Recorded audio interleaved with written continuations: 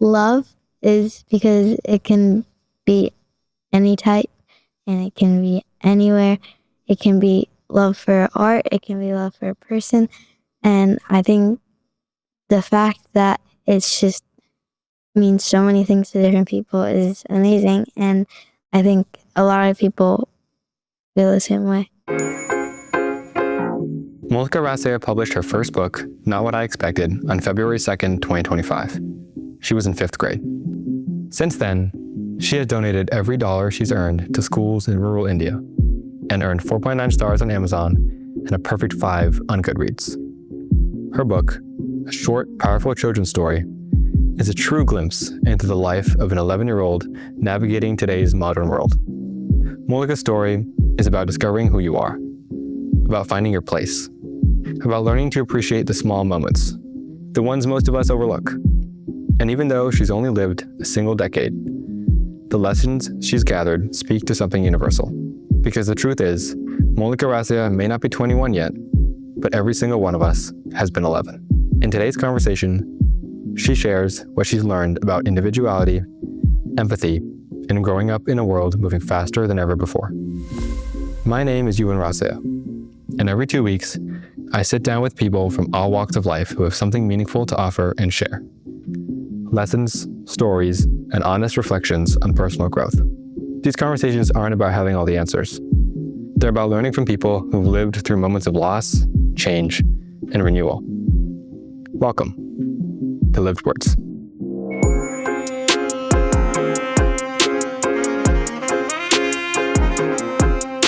Molikaa, do you think it is hard to be happy? I don't know. You don't know? No. So, in the sense of I think you're a generally happy person, right? You're someone who tries to be happy. And I think often when we think about happiness, we try to think about, people often say oh, it's not hard to be happy. You just have to do simple things, right? But it's not always easy, I think, to do those things. I'm just kind of wondering, in terms of the way that you try to be happy, what are some ways that you try to keep yourself happy and think about happiness? I just try to think about the things that make me happy, like my family and sometimes my friends, and like activities that make me happy sometimes. Yeah. Sure. Can you give me an example? Where's some of those things? Like my family, like you, and my puppy, Sultan, and I like my ceramics classes that I do. Okay. And I like art, so art calms me down. Okay. Can you give me an example of a time where maybe you weren't feeling happy and you did something that, maybe it was art related or something like that helped you feel better? Well, sometimes when I feel like my friends aren't being very nice, I have an example, like my friend wasn't, for some reason she wasn't letting me use her pencil, which we had, we agreed on sharing it because there wasn't any other pencils in the jar. And then when back to that, we had art. And when I started doing the art, I felt like my mind got distracted almost from that. And then it helped me a lot, I think. Got you. And you see art as a way that helps, something that helps you. Yeah. Kind of calm down, maybe? If that's a good way to put it. Yeah, I think that's interesting. I think there's something about creating something, right? When you're creating art, whether it's painting or drawing, or you said ceramics, right? I think that creation aspect of something can be very positive for how we kind of think about the things around us. That's awesome. I wanted to kind of think about more in terms of you staying happy, right? Helping yourself be happy throughout your life, right? As you've gotten older, right? Your circumstances have changed, social society has changed around you, like people that you hang out with, your friends.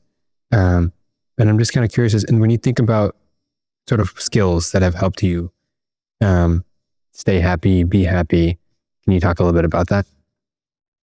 Um, I think just thinking that everything's gonna be fine. Most of the time when I'm not happy, it's at school because that's most of my day I'm at school. Uh, and so that when I come home, I try to not think like when I come home and I see my family and I see the things that I love, it helps me just get my mind off of it, which makes me happier.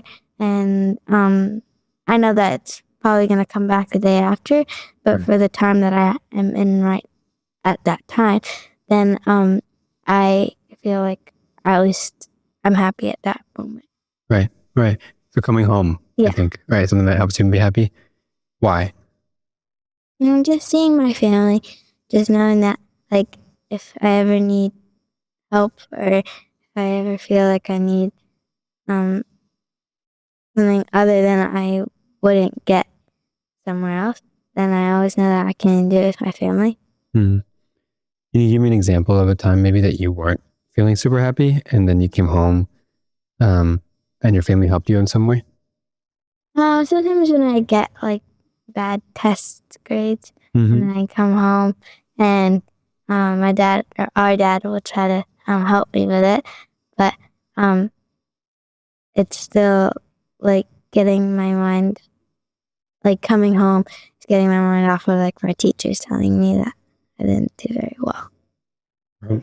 Of course, I think that's important, right? To have an environment where you feel sort of safe, right? Where you feel like you can kind of um, not have to think about, the negative things that are happening, um, and be vulnerable in a sense, right? Where you could come home and tell your dad that you didn't do well on your test, and he'll sit and explain it with you.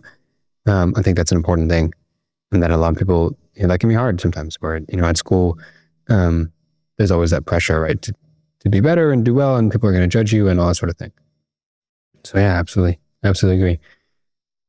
You wrote a book, Yeah. published a book called "Not What I Expected," about a year ago now. I believe right when you were 10 years old. Can you talk a little bit about your inspiration for this book? Well, I like before this year, I think I didn't have that many friends. And I think a lot of kids feel like that. And it helped me to know that there were other people that, at least even in my class, that didn't have many friends, which made me feel like I could have been their friend and better friend than if there was people that also wanted to be their friend. Mm. But um, I think that a lot of kids feel like they also don't have many friends, and sometimes there's not even people there to help you. Um, like sometimes the teachers aren't nice at all, which is even more hard because then you know that there might not even be anybody to like talk to about it. Right. And I feel like it's it's like if some people knew that there was other people feeling the exact same way as them, it would help them a lot. Yeah, absolutely. I agree. It's, it's an interesting thing because obviously you're writing this at a young age. Most people are writing books at 10 years old. And I think you are connecting with people who are younger, right? And there aren't a lot of people writing books for 10-year-olds by 10-year-olds. I think it's an important thing because you have an understanding of the perspective of what it's like to be 10 years old that, I don't remember being 10 years old that well, at least, and someone older would remember even less.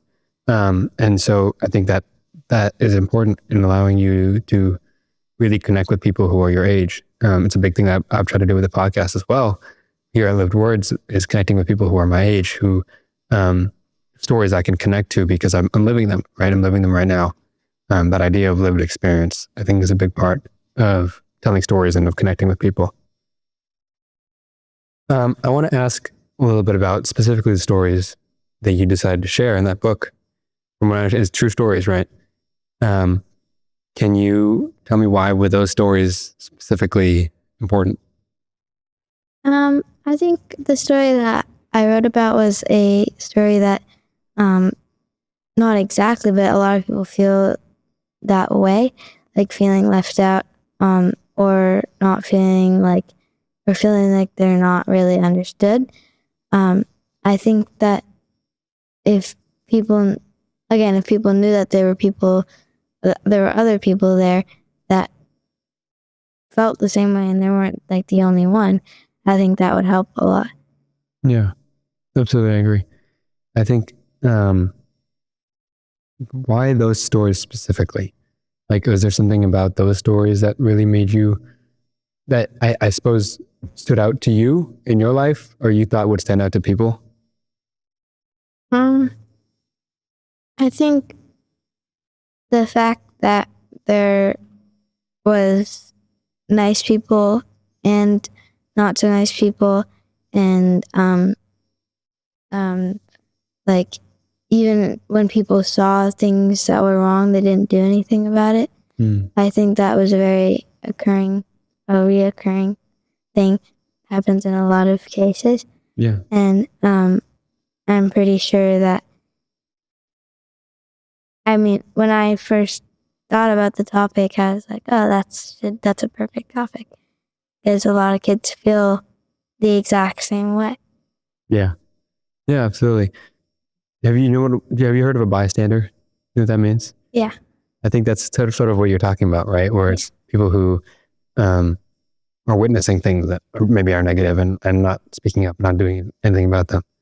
And I think especially at a younger age, it happens a lot because people don't feel comfortable, right, stepping forward and sort of intervening in situations. So I think writing about that is important. Right? It's hard to step up and to be positive and not just kind of let things happen, right? And that's the thing. As people get older, people do it too. But I think it really starts at your age. You know, when you learn how to stand up for the people around you, stand up for yourself. Then it builds those habits, right? It builds that understanding, and then when you get older, you're able to do it better, and you kind of have that foundation. Yeah, absolutely. Why a book? Because obviously you had stories you wanted to reach people. You could have made a YouTube video. You could have done a lot of things. Why did you want to write a book? I think as a little younger than I am now, I did not like reading at all. I felt like it was just not going to help me when I'm older. And if it did, maybe I could start later. I just did not like reading. And I didn't know if it was because I didn't find any books that I actually liked, or because I just didn't like reading. But I think what it helped me and it helped other people. And I think that's the main reason. Just writing a book and knowing that I'm not going to be the only person that's writing about this topic. In the whole entire world is just a little bit better than, honestly, for me. I liked writing before too, Right. but I wasn't very into reading, so that didn't really help me in writing. And I think that writing a whole book was very helpful. Yeah, fair. Do you think that your book is something that you would want to read? I think so. Yeah. I think that's important, right? Yeah. You're trying to reach people your age who may also not like reading. You're growing up in a generation that doesn't read very much. My generation doesn't read very much, and your generation reads even less. I think it can be a negative thing, right? There's a lot to gain. I mean, as you know, I love to read. I grew up reading a ton, but a lot of people around me didn't, and a lot of people your age aren't. And I think writing books that your people your age would want to read is important, because otherwise they'll have the same problem that you've had in reading and not be able to learn from your book, because they're not able to read it and are not willing to read it. So I think that's a really big thing, to make things digestible in a sense, right? To make things so people can understand them and that people are willing to understand them and think about them. The people that you're trying to reach specifically. Yeah. So you're in 6th grade, right? That's pretty crazy. Middle school. I remember 6th grade, I had a pretty tough time socially. It was one of the hardest years, I think, socially for me, as a younger kid. not too long ago. I mean, 7 years ago. So I have some memory of it. I just wanted to ask, I suppose, I had a hard time making friends. I know you have had up and downs socially at school, obviously throughout the years. What advice would you give to 10-year-old version of me who was having trouble making friends? I don't, honestly, I think a lot of people say just be yourself, but it's really hard to do that. Yeah. Especially when there's people around you that'll judge you. But I think just like it's a lot better to know you have a loyal, good friend than to have someone that only likes you because you do some sort of thing. So I don't really know what be yourself means. And sometimes when people ask me, like, what does that mean? I'm like, I don't know. Whatever you think it means, because no one knows what yourself, who you are. Right. It's only you. Right. Absolutely. What does that mean to you? If I were to ask, what does it mean for you to be yourself?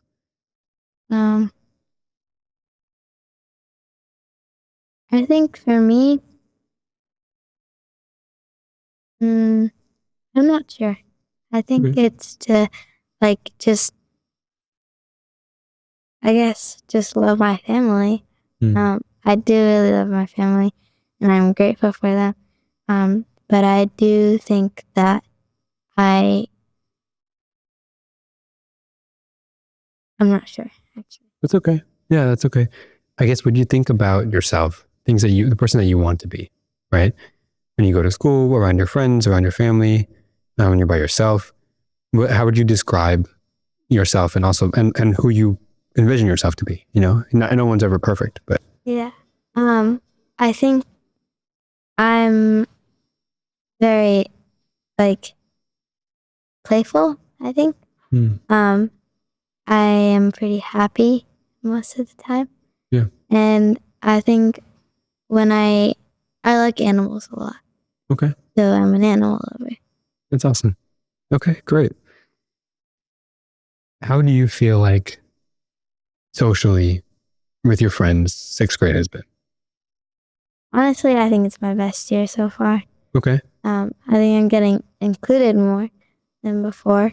And I think because of that, I am more confident, which makes me more myself, which I can't really say because I don't know what that means. But I know that I'm definitely more like an extrovert, and I like being an extrovert. Okay. Why do you think that's different from last year? Because last year I wasn't very included in stuff. I think because I was the youngest always in my grade, and so people would think, no, you're too young to know this, no, blah, blah, blah.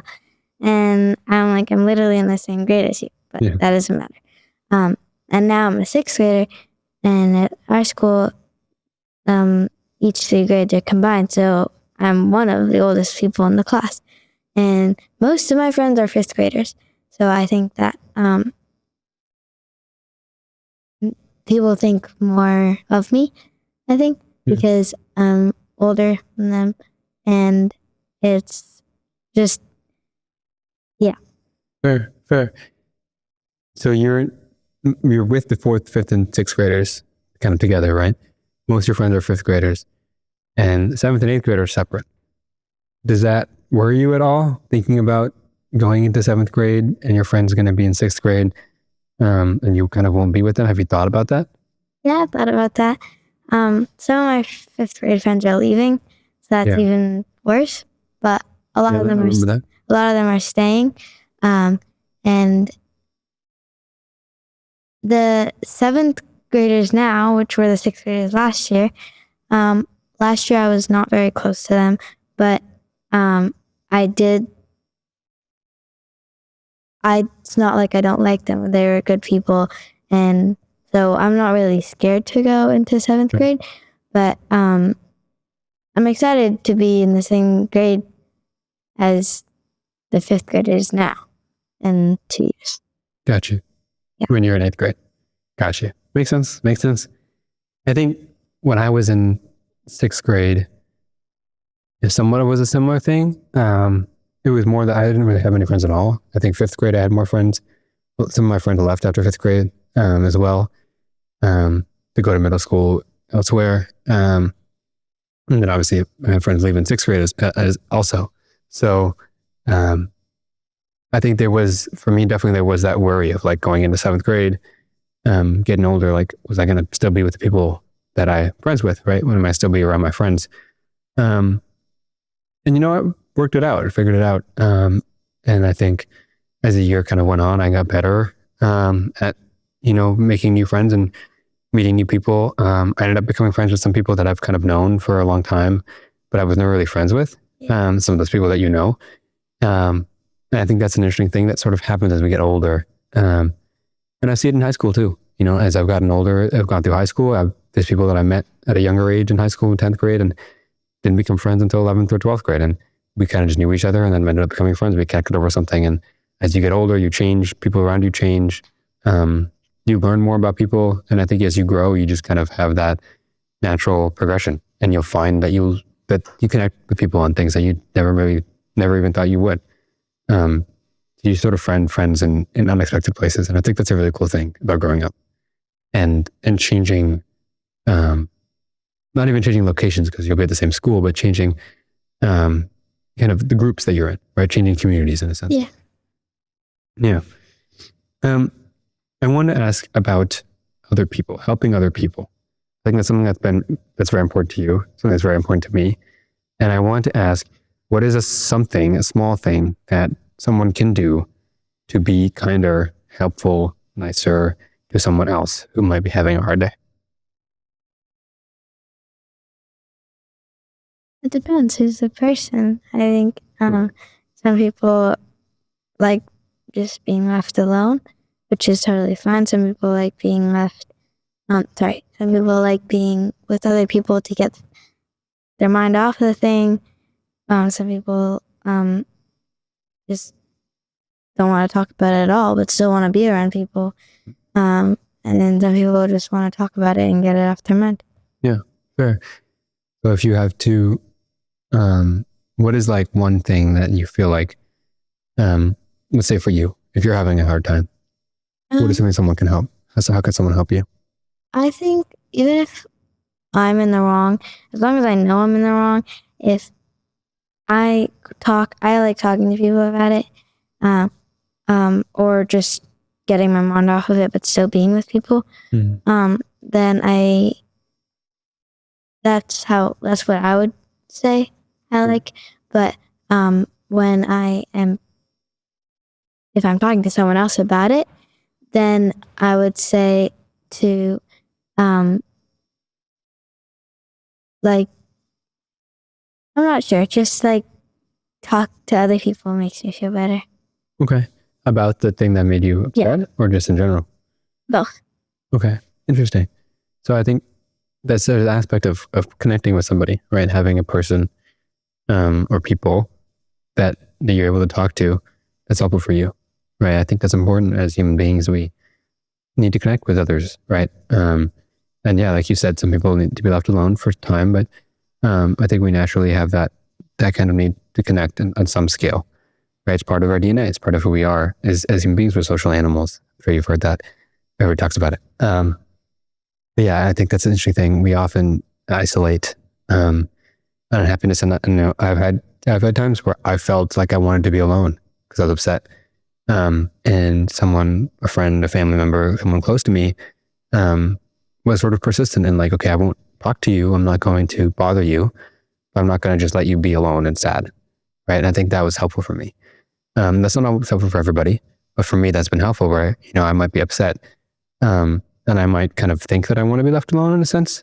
But what actually really ends up being helpful is having a presence. You know what I mean? Someone there who isn't asking me about what happened necessarily, or asking me what's going on, or sort of being annoying, right? But just being there with me. I think that can be really helpful. So you have two older siblings, an older sister and an older brother, who's me. And we have both been away boarding school for, this is the third year. For me, it's 5 years. But for our sister, Lavanya, this is her third year of being away from home. Can you talk a little bit about that, growing up in, for the first, 8 years of your life with at least one sibling around, and then sort of this kind of abrupt transition of now it's just you and your parents, and your dog now. But before that, it was you and the parents. Yeah. Honestly, I was in first grade when you left, or second grade when you left, so I don't remember when you were leaving. But I remember now. I remember you not being here. I remember our sister a little bit more because I was older. But I thought I got used to it now. I like it when she comes back. I like it when you come back. But at the first couple years, first couple months, I was a little bit lonely because I didn't have, even though we didn't hang out 24/7, it was still like not as loud in the house, not much stuff going on. And I think at the time, parents were working a lot, which made it even worse because no one was there. Yeah. But yeah. How did you find a way to kind of get out of being lonely? That's a hard thing, right? To be alone at home. I thought that maybe if I just spent the time with when she was here, because there's nothing I can do to get her back. Right. So if I was just to spend more time with her when she comes back, because I know that she's gonna leave again, to spend more time with her so that when she does leave again, then I don't feel as bad. Yeah, I think it's sort of an interesting kind of journey that you've had, right? First, up until first grade, you had both siblings at home, and then you had one sibling until third grade, and then since then you've been at home alone for a lot of the school year. And in the summer, obviously, me and Lavanya are home. Is this an interesting? I think you've had an experience, right, of sort of these three different, almost three different kind of people around you, right? Three different home situations in terms of the people that have been around you with your siblings, and then also being by yourself. And it kind of gives you a perspective, right? A little interesting perspective. And I was wondering if you could talk a little bit about what you see as the importance of having siblings at home. What are the kind of the pros and cons, I suppose, of being by yourself? Like I said before, I'm definitely an extrovert, and just having to figure out my way to interact with myself and make sure that I'm not getting bored, and figure out some ways to keep myself busy was actually a very good skill I think I learned. And that's one of the pros. But the cons, I think, were just like knowing that my siblings weren't going to come back for a long time. I think you guys used to come back every weekend. At least you used to. But now you can't really do that. So, and Eka doesn't do that a lot. Yeah. No, it's obviously in my 9th grade year, I was closer to home. And I came home pretty much every weekend. And then 10th grade and 11th grade, I started coming home every 2-3 weeks, every month. And then obviously now I'm in California. It's a whole other thing. I'm not, I'm home, I was home for Thanksgiving, and I'm home right now, and I'm gone again until March. So it's definitely different, right? It's different for me, not being home. It's the longest amount of time I haven't been home, 2 months, which might sound, crazy, but I've never been home for 2 months, not been home for 2 months, until this year. It's an interesting experience. I think as we grow up, I was lucky to have Lavanya, to have our sister, sort of with me until I went to school. Right, she and I were kind of always together. You've had a different experience, and she had me, and then she had you for those 2 years. But you've had years with neither of us home. I think it gives you that perspective. And I think it's really interesting, that idea of having to find a way to live with yourself, right? Have peace and find joy and things to do with yourself, entertain yourself in some sense, right? To do things that, to do things on your own when you're not somebody who naturally finds comfort by yourself.